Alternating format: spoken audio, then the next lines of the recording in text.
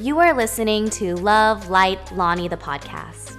I'm Lonnie Nishiyama, and join me as we discover the gifts that live within all of us and how these gifts bring us together to love, help others, inspire, and of course, vibrate higher. Welcome to Love, Light, Lonnie.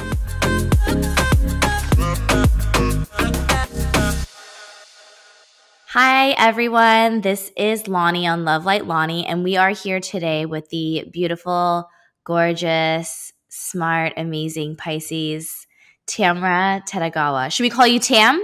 Yeah, that's fine. I'm so excited to have you here. You are a beautiful light. You're actually, let's tell everyone how I know you. I actually am friends with your older sister, and she is a beautiful light that I met doing something called Nisei Week, which is a way to represent the Japanese American community here in Southern California. And it's something that you did as well. It is a pageant, but it's not really a pageant, but it's a pageant. So there you go. Yeah, it's a pageant, but it like helps people and it spreads our culture and educates people on what we went through. So met your sister. She was on the same court as myself, and you're her little amazing sister that we ended up connecting like years later and becoming good friends. So I'm having you on here today because you have beautiful gifts and you help a lot of people every single day in your life. Tell our audience a little bit about yourself, but more importantly, like, how did you get into your spirituality and how did you do this through the fitness world? Because I don't want to spoil it, but you're an amazing fitness leader. So tell us. Well, thanks. So I mean, right now, my whole life, my career, everything that I do is pretty much revolved around yoga.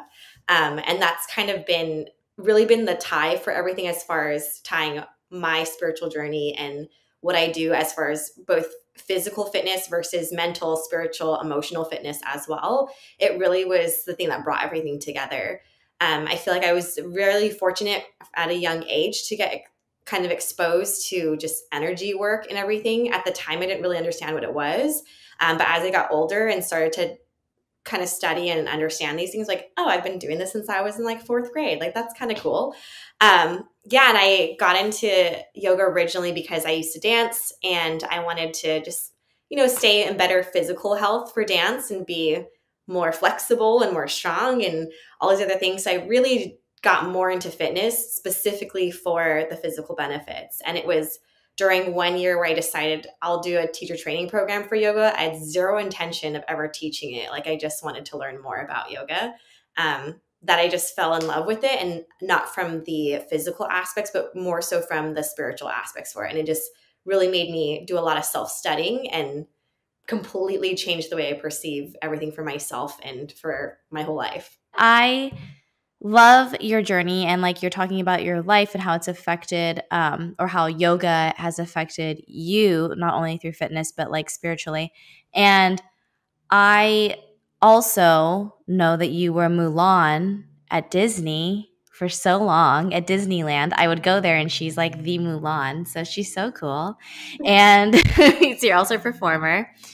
But I guess where I'm going with this is using your knowledge and your talents, how has that like kind of put you on a spiritual journey, and how has that journey kind of brought you to where you are now in life? I know those are like really deep questions, but I'm hoping we can get there. Yeah.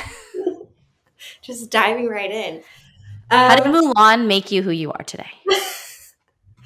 Well, she didn't. She was, was just a chapter in my life, which oddly enough was really, really hard to let go of. And I think it was just because it was, one, just the attachment to what that part of my life was. And as far as just being able to be that and be able to say like, cool, this is what I do for fun kind of thing. And I had been there for literally 10 years. So I quit shortly after my 10-year anniversary. So that was a little sentimental. But it's interesting. I just feel like as far as where I'm at now and everything that's brought me there or brought me here, really. I think the biggest thing that I feel like that has helped me get to where I'm at is to understand like I love learning and to like never stop being a student. So realizing whether it's my job at Disney or dancing or yoga, whether I'm teaching or I'm actually taking from someone, like always be a student.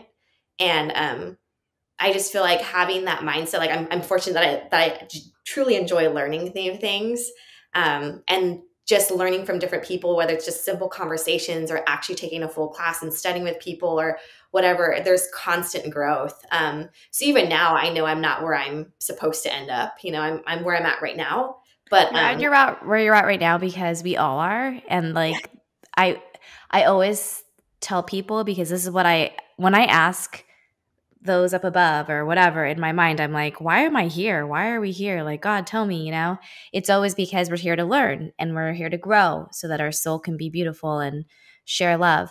And I think that you and I are still on that journey, and we at least recognize it, so we're trying to take in all the lessons of life, but it can be hard at times. And I know that, your spiritual journey is tied into what you do as a fitness instructor. And like, I love moving my body. If I don't move my body once a day, then maybe I'll skip a day. But then that next day, you best believe I'll be out there jogging or running or sprinting or doing something crazy, because I need to make sure that I'm moving my body. How do you think the two are tied together? Like, why do we tie the spiritual aspect in with the fitness aspect? well, it's funny. I was just having a conversation yesterday with one of our coaches. Because like I went to the gym yesterday and I did not participate in any of the workout. Like I just like stayed in my corner, just did my own thing because I Yeah. just was having a day where I needed to move, because to me movement is medicine. Movement is a form of therapy. And yeah, like you said, like you can maybe go a day without it, and then but the next day you have to be out, or else you just feel crappy. I feel like the easiest way for me to be able to kind of connect the two. And for one reason is I feel like there's a lot of people in my life, especially in the fitness industry, like a lot more cerebral the way they think, very logical. And so the spiritual stuff is still kind of too like hippy dippy or weird or just isn't understandable. Woo But woo. Yeah. exactly, 100%. Mhm. I feel like the easiest way that it's been able for me to connect the two is from a scientific point or spiritual point, everything is energy. So it's like whether we're looking at from a spiritual side, there's so much energy work there versus in physical movement, there's energy. And when we feel like we're stuck, if you physically can get that energy moving, you can translate it through other things. But yeah, if you were to, I read this or I listened to some podcasts like 2 years ago, and I remember this woman talking about how literally everything is energy. So if you were to break even just humans down, and we're made of water, we're made of tissues, and those tissues are made of cells. You break up those cells and you go all the way down to the root of it, and we're made of atoms of protons and neutrons. What are protons and neutrons? Energy. Like literally every part of us, everything around us is all energy. So if we can just figure out, yeah, energy is just, you just need to shift it. You just need to manipulate. You just need to move it into whatever it is that you need to be. And so the two can definitely balance each other out. I love that balance. And that's all we're all looking for, is for balance. I want to be a balanced mother, wife, friend, daughter, everything. And at the end of the day, I'm not balanced at all, but I'm trying every single day.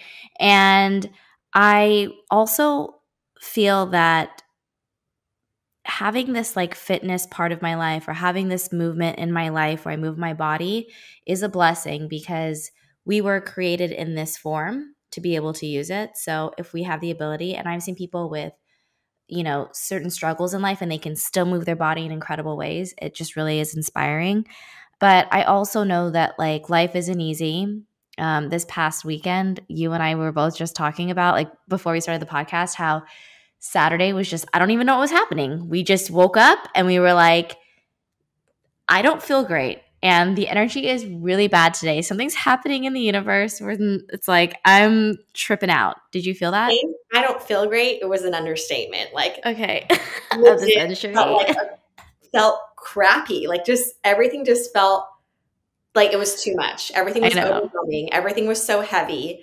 everything gave me anxiety. Just the thought of texting someone back gave me anxiety. Like, and sorry to my family if you're going to listen to this, but I literally had to turn the group chat off of notifications, like just seeing their conversation and my phone constantly going off. Just, I was like, nope, I can't even look at our family conversation, which was not even anything heavy we were talking about. Just making plans for Father's Day. Like, I just could not handle anything on Saturday. And I have no idea where that came from, but just felt like a crazy person. Well, you felt like a crazy person, so did I, and that's because A, we are water signs, but B, there was something happening because you're not the only person. I had friends, I had people, family telling me like, I don't feel right today, something's off. I'm like, I totally get it. But I also know that, you know, all of these things happen for a reason and we're going to shift and change. And so it's funny you bring up family. And as beautiful, you know what's so funny, Tam? I actually always looked up to your family so much. And I still do. I still do. Because you have a mother and a father that love you dearly. They tried and fought for everything so that they can stay together and do everything for you guys and love you guys. And, you know, you are the youngest of three girls. They have like three beautiful daughters, everyone. They're not all single though, but you know, like they're all like these gorgeous girls and they grew up together. And how many years are you guys apart? We're all about 2 years apart. About 2 years apart. Wow, your poor mom. And I only know because my kids are like only 12 months apart. But that's so much. And the fact that you guys stick together and still like try to plan things and be a family, no one's perfect, but I think that's beautiful considering where everyone has come from in life. And even though I look at your life and think, oh my God, how perfect, it never is, right? Like no one's ever perfect. And that's something I'm learning right now. Like from the outside, you can look at someone and be like, your life is so amazing. You're perfect. You look good. Your kids look healthy and fine and they're smart and they're thriving. But are you happy? You know, and I think everyone is just going through a struggle. I think I've been miserable doing the same routine over and over and over again. And now I'm in a place where I want to be a really good mom and a really good wife, but I want to do it in a way where I can excel and I can like follow my dreams and really pursue what I want to do in life. And I feel not that anyone's been holding me back. And my husband has actually been very supportive in this. And you know, I don't think it's easy for anybody to be married to someone like me or whatever, not to put myself down, but it's sometimes it's different. And I also know that if I don't start following what I want in life, I'm just going to be this unhappy, depressed human. So that's why I'm doing the podcast. That's why I'm going out there. That's why I'm pursuing my dreams again and like really focusing on that because I think my kids will see that and pursue their life and their dreams from a perspective of filling their own cup up so they can help everybody else. I believe in my heart that my kids are going to help change the world and for that next generation. And I think they're going to help a lot of people, but they can only do that when they're fully energized. And you're not fully energized when you're just giving it away all the time and you're not happy. You're drained. So I'm trying to find my own happiness right now. And it's been crazy, but I'm really, really, really looking forward to that. And part of that actually is because I move my body. When I fill my cup up with like moving my body and my fitness stuff, I feel like I can get all these amazing ideas. I was literally running the other day and I was jogging down by the beach and I heard this voice in my head say, stop caring about what people think about you. When you stop caring about what people think about you, you will live your life to the fullest. You will be happy. You'll be an amazing mom. You'll go out there and kill it. And so I'm like, okay, I just need to like surrender and let the universe guide me and just not care what people think about me. Like, don't go out there and just make outrageous decisions, but let the judgment kind of like go away because I care too much what people think about me. Also, it's our culture. So I don't know. I don't know how you navigate that, but I've been feeling the judgment lately and I'm like, I gotta cleanse myself. Oh, 100%. Like, okay, I obviously post a lot of stuff on my Instagram and it's a variety Oh, of things. because you're amazing. She's an amazing instructor. Where do you work again? It's called X. 6. Yes. So good. 6. But I post things all the time and most of them are movement related. And then I'll, whatever I post is basically whatever I feel that day. It's not like I have this thing of like lined up things that I want to say. Like, no, it's literally genuinely coming from what I'm feeling that day and what I feel like I express, because I feel like if I'm able to completely be upfront and honest and open and vulnerable with those things, it'll read the way it's supposed to, and it'll resonate with people the way it's supposed to who it's supposed to. During COVID, obviously our studios all shut down. So instead of buying a giant portable rig that I couldn't fit anywhere in my parents' house at the time, I bought a pole, because I used to teach and do pole.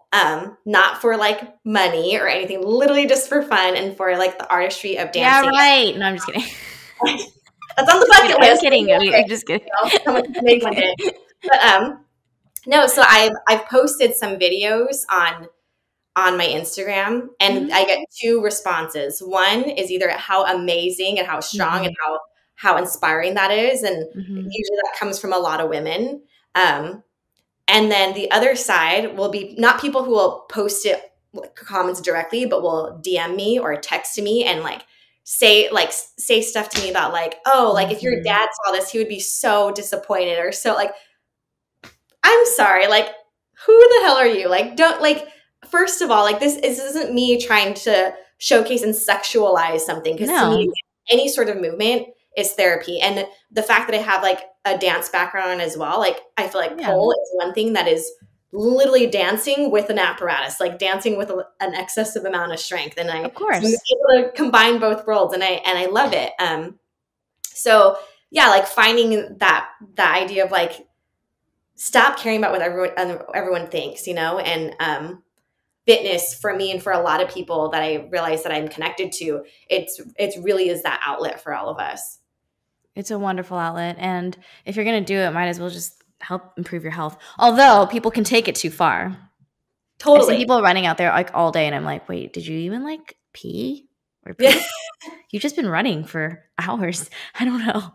Yeah, no, but you're right though. They can take it too far. I mean, it goes into like as far as like what chemical release you're having, and like, cool, if you know that the physical activity makes you feel good, and instead of actually now doing some of the harder work of having to sit down and meditate and contemplate certain things or figure stuff out on a mental or emotional level, just, okay, we're going to shove that aside and just keep pushing out this energy because we can do this and this makes us feel good. So yeah, there is a balance with all of that. But for the most part, it is usually helpful. It is usually helpful. And balance is key, right? Like, of course, every day, like I'd like to stuff my face with Oreos, but I don't.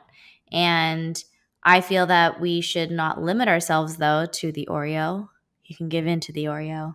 And we just don't give in all the time. So, yeah, I love that. Balance is everything. And I really appreciate you being on the podcast today, because this is a totally different and fresh perspective on how to deal with fear and anxieties with working out, but with balance. So we appreciate you, Tam. And one last thing I'm going to ask you, because I always ask people this, but if you can't answer it, it's okay.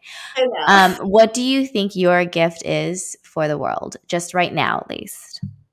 I feel like my gift is to really help people, inspire people to discover what their magic is, discover what their outlet is. Specifically for me, through movement. I actually started creating my own website and my own programming for it, which I've yet to have the courage to launch it yet. But, it's in the making there. When it feels right, it'll do it. Girl, I am terrified making this podcast. I get it.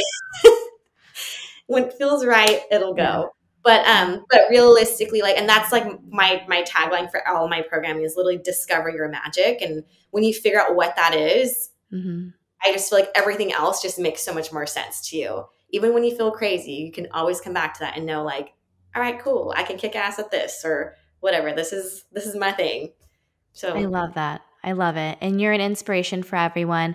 And I'm so grateful for you being so raw and honest with us about parts of your life, because it's not easy. And I know that if we help one person today, I always say that we've done our job. But who knows? Maybe we just helped ourselves by having this conversation. I say that all the time when I tell people when I have conversations, like, oh my God, you're so like, so this or so that, so inspired. I was like, honestly, this is just as much for me as it is for you. Like, I just learned for myself right now. Exactly. I'm like, everything I do, I'm learning, and I'm like, thank you. Oh, I didn't realize that. Yeah.